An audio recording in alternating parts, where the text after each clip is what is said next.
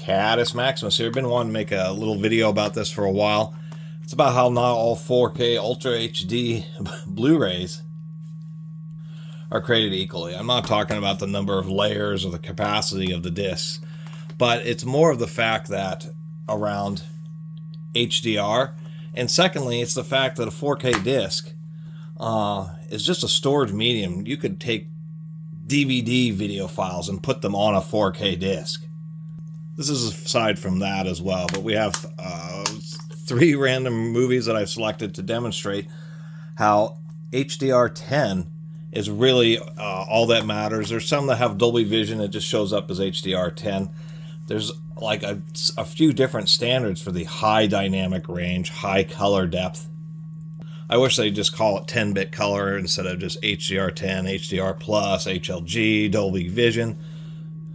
What I found collecting these things is just, it either is HDR10 or it's not, and the only exceptions have been, well, this is an exception, but it's an example. This copy of Alita in 4K and Outpost in 4K. And I should mention, it doesn't matter if it says, you know, wherever, this one, Ultra HD Premium, that doesn't matter. I have this one, which is also an Ultra HD Premium. This is just standard HDR10. And this property about being HDR10 just holds true regardless of the, you know, we have big budget movies here. I mean, big budget, newest Mission Impossible Dead Reckoning. This even has Dolby Vision. Just shows up as HDR10, you know, Guardians of the Galaxy Volume 3, huge big budget movie, Transformers Rise of the Beast. These are all big time, big budget, new movies made within the last couple years. You know, post 2020, you know, 8 years after, you know, 5 to 8 years after 4K came out, and these are all just HDR10. And I have quite a collection of 4K discs, and this copy of Alita, which is a screenplay by James Cameron, is the only one I have that's HDR10 plus. And we're in this Outpost, the Scott Eastwood movie. Pretty good war movie. And this is not in HDR. Surprisingly enough, it is 4K, but just not high dynamic range. But back into how HDR10 is just where it's at. This is Titanic. This was released in December of 2023. James Cameron took a long time to finally put Titanic out on 4K. It is a triple layer disc, so they can have maximum file size and video quality. But a movie like this, still one of the top 20 highest grossing films of all time or something like that. Just an insane legacy movie from James Cameron that took years for him to remaster. It's just HDR10. And that's significant. And apparently James Cameron put more effort into remastering Titanic than any other movie that he's done on 4K. He wanted it to be like the perfect edition. And just to show you what I mean, so we have Titanic in 4K, and then on this, at least my Samsung, we can see that the HEVC means it's the new special 4K codec. Come on.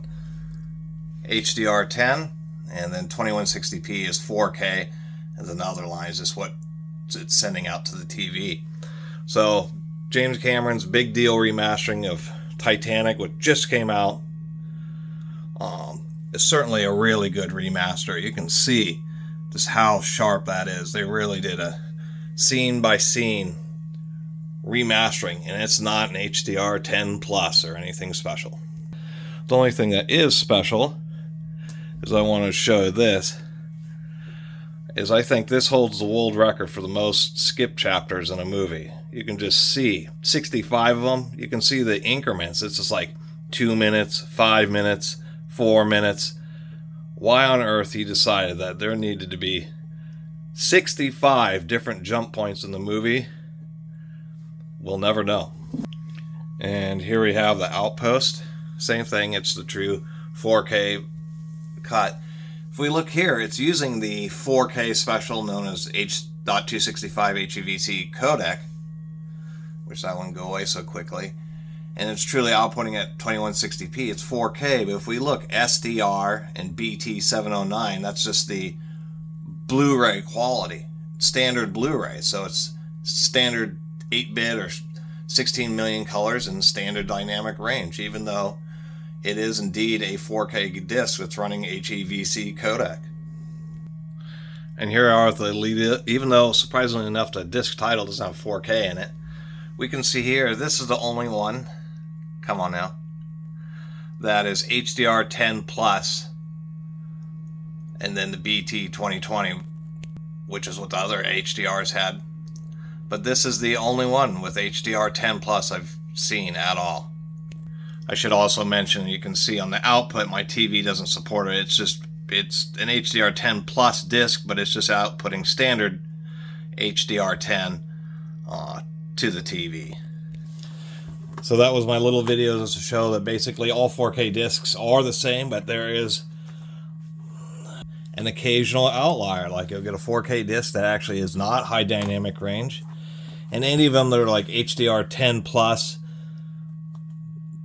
HLG, even Dolby Vision. I mean, some of the more expensive newer TVs, I guess, support it, but it's one, it's diminishing returns, and two, it doesn't, people realize it just doesn't matter. There is high dynamic range, and as any, even regular HDR10 is still, you know, about the next and last leap, having better versions of HDR like 10 plus and Dolby Vision. You can barely see the difference. You can tell HDR versus standard dynamic range just because it does have that high color range, better darks and things like that, but it just doesn't, the HDR 10 plus doesn't matter. Even big time directors like James Cameron, who spends years remastering Titanic for 4K, isn't using any special HDR modes, just regular 10. And every once in a while you get what essentially amounts to just a 4K resolution regular Blu-ray, because sometimes they don't have HDR. And the only reason I can think of why this movie doesn't have HDR was it was made on a really low shoestring budget, and they may not have like RE cameras. They may have had cheaper cameras which either didn't support HDR or just didn't do a very good job of it, so they just decided to forego it and have a non-high dynamic range 4K disc. And to add a little credentials to what I'm saying, this is all 4K. We got some 4K up here. To show I have at least some experience in 4K films. All that. Of course, these shelves are 2 layers deep. I have like 250 or more 4K discs. And the ones I showed you are the only 2 discs I've ever run into that either have no HDR or have anything other than just standard HDR10 like that Alita with HDR10 plus. Anyway, thanks for watching.